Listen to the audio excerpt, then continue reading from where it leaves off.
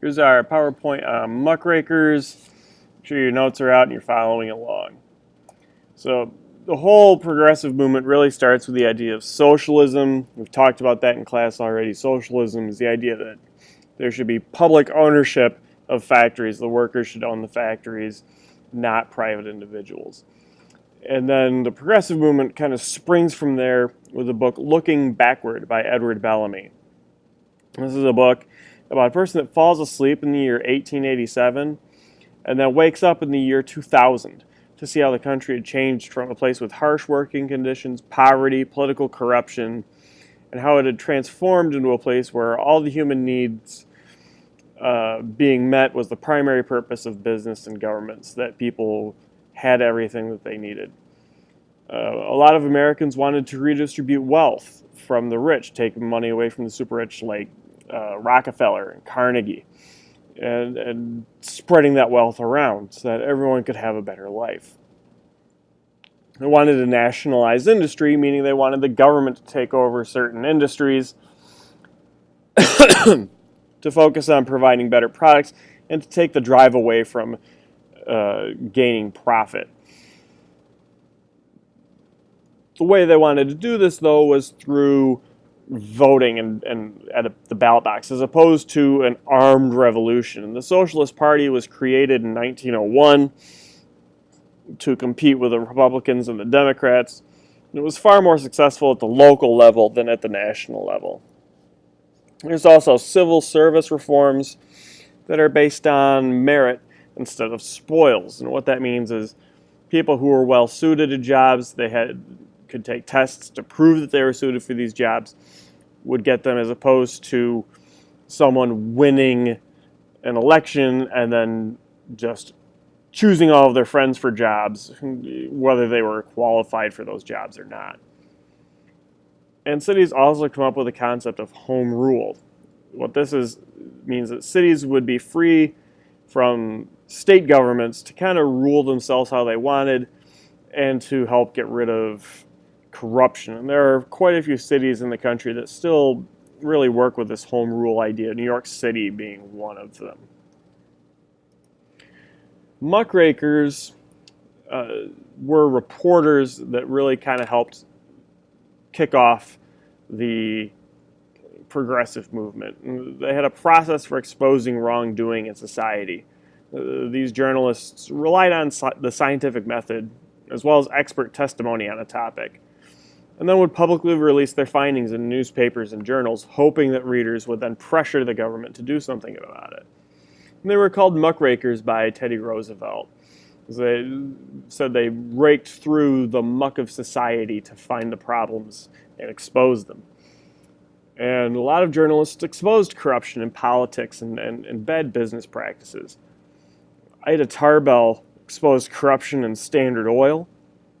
It was owned by Rockefeller, and Rockefeller really hated Ida Tarbell, thinking that she was, excuse me, that she was would be the ruin of his company. And Upton Sinclair wrote The Jungle about the meatpacking industry, and we talked about that in class. So, progressive goals. A lot of Americans were inspired by Muckrakers to join up progressive groups. And there were a lot of different groups that considered themselves to be progressives. There were nativists, who we've already talked about, purity crusaders, who talked about abstinence, socialists, settlement house workers.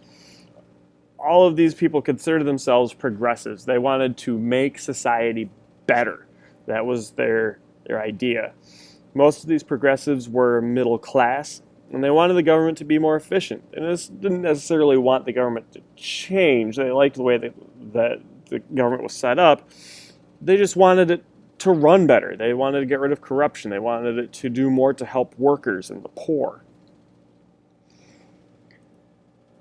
They also wanted the government to regulate business to a certain degree. Before this, there was a very laissez-faire, hands-off approach to it, and they're saying, this isn't really working. We're not getting safe products. We're not getting things we want. Monopolies are ripping people off.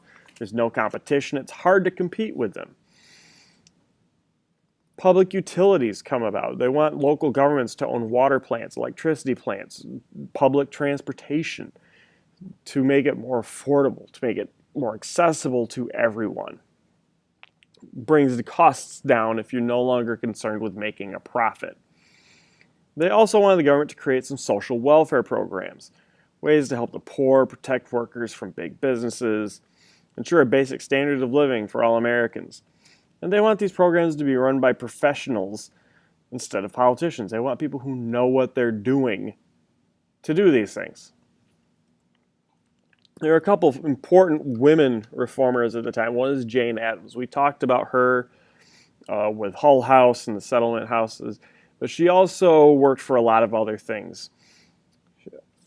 In cities, she gathered up a bunch of women to pressure city government to help keep families safe, to provide basic services like garbage removal, work with labor concerns, things to basically just make life better.